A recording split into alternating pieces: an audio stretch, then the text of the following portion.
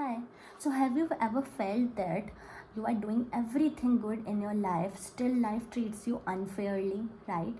ये सवाल हमारे मन में कहीं ना कहीं हर किसी के मन में एक ना एक टाइम पे आता है कि हम सब अपनी लाइफ में अच्छा करने की कोशिश कर रहे हैं, हमारा इंटेंशन भी अच्छा है, फिर भी हमारे साथ इतना गलत क्यों हो रहा है, ये इनजस्टिस हमारे साथ क्यों है, लाइफ हमको अनफेयरली ट्रीट क्यों कर रही है।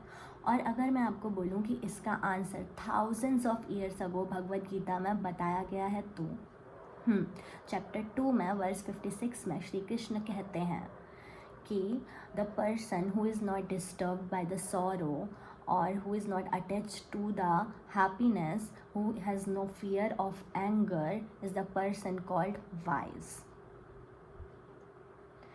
देखो, अब हमारे मन में ये सवाल आएगा that why do we have to treat all the things equally, means how we have to keep our mind in control, that we should not react even if it is happiness and we should not react if it is sorrow. ऐसा क्यों, why? Because we have to understand one thing, because life always moves in the pairs of opposites. For example, अगर happiness है तो sadness definitely होगी। जैसे हम mathematics में समझते हैं, अगर प्लस है तो माइनस ज़रूर होगा, जिसका मतलब है अगर हैप्पीनेस है तो सैडनेस ज़रूर होगी। और अगर आज सक्सेस है तो कल फेलियर भी ज़रूर होगा, और अगर आज प्रेज़ है तो क्रिटिसिज्म भी ज़रूर होगा। फॉर एग्ज़ाम्पल, हम इसको समझते हैं, if someone praises us we feel happy, extremely happy, right? And if someone criticizes us we feel broken, we feel sad, है ना? ऐसा ही होता है ना? इसीलिए कहते हैं कि जब आप इन पेयर्स ऑफ अपोजिट्स को बैलेंस करना सीख जाओगे, happiness, sorrow, anger and success, failure, इनको आप बैलेंस करना जब सीख जाओगे, then life can never shake you again, it can never shake you again. जब अर्जुन बैटल फील्ड पे खड़े होते हैं और वो बोलते हैं कि मैंने तो हमेशा अच्छा ही सोचा, मेरा दिल भी हमेशा साफ था, फिर भी आज मैं इस दुविधा में क्यों हूँ और लाइफ इतनी ज़्यादा अनफेयर मेरे साथ क्यों है, तब श्री कृष्ण उनको एक्सप्लेन करते हैं कि तुमको अपने कर्म पे ध्यान देना है, तुमको डिपेंड नहीं होना है इस चीज़ पे कि लाइफ इतनी ज़्यादा अनफेयर क्यों है। So basically I want to say that you will always get hurt if your happiness is depend on how life is treating you.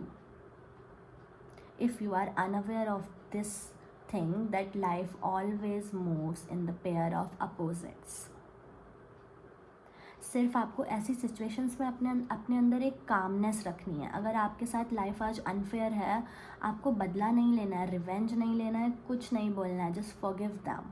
अगर आपके साथ आज किसी ने कुछ गलत किया है या आपके साथ कुछ गलत हो रहा है, जस्ट फॉरगिव देम, सबको माफ़ करते जाना है।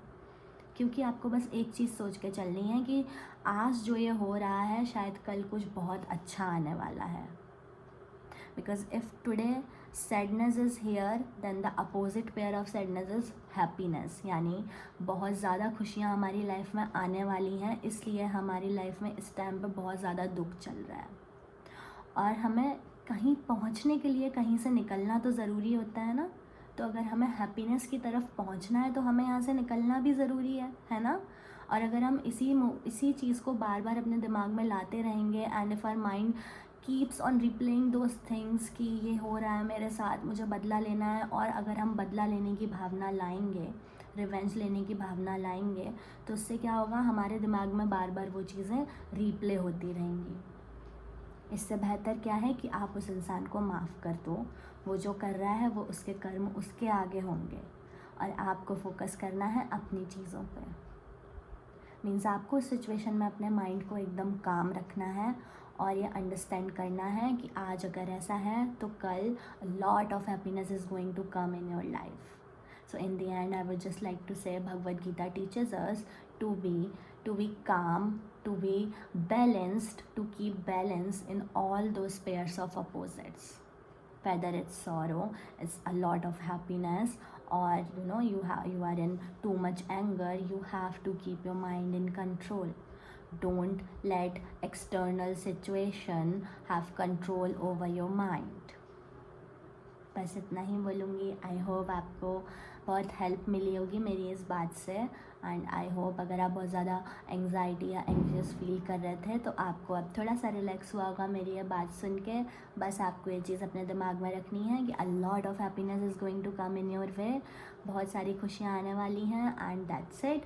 And thank you so much for listening to me. And bye bye. See you in the next one.